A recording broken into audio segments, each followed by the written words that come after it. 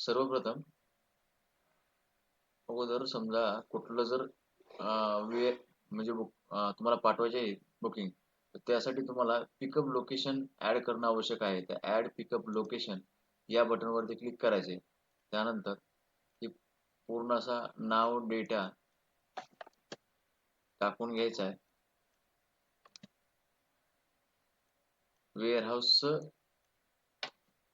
वेअरहाऊसचे नाव म्हणजे थोडं उदाहरणार्थ तुमच्या शॉपचं नाव असेल, काही पण असेल, जे काय असेल ते टाकून घ्यायचे. मी इथे शॉपचं नाव टाकून घेतलेलं आहे.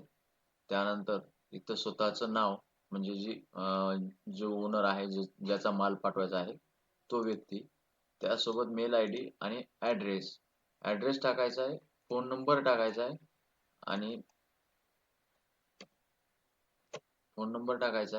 स्टेट आणि सिटी आणि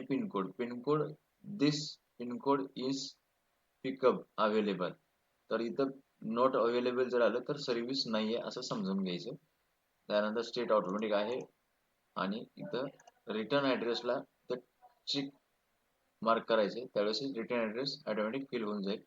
त्यावेळेस तुम्हाला इथं सेलरची इन्फॉर्मेशन टाकायची. उदाहरणार्थ सेलर म्हणजे जो व्यक्ती पुन्हा माल पाठवणार आहे त्या सेलरचं म्हणजे थोडक्यात स्वतःची पर्सनल डिटेल परत एक वेळेस टाकायची आणि त्या ॲड वेअरहाऊसवर क्लिक करायचं.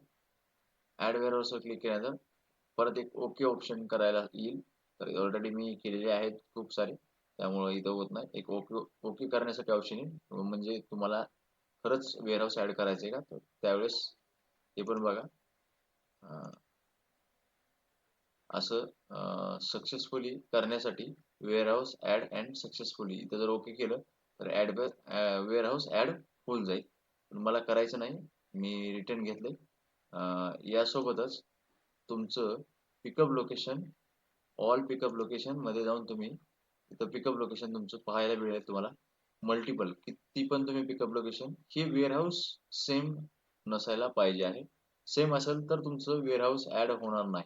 आणि जे आत्ता जे आपण वेअरहाऊस ॲड केलं, तर ते वेअरहाऊस तुम्हाला ऑलरेडी सक्सेसफुली म्हटल्यामुळं इथं डायरेक्टली ज्याच्यावरती ग्रीन टिक असेल तेच तुमच्या ऑर्डरमध्ये जाणार आहे. म्हणजे ज्यावेळेस ऑर्डर करणार त्यावेळेस त्याच वेअरहाऊसवरती ऑर्डर होणार आहे. त्यामुळं कंपल्सरी ही ग्रीन असणं आवश्यक आहे.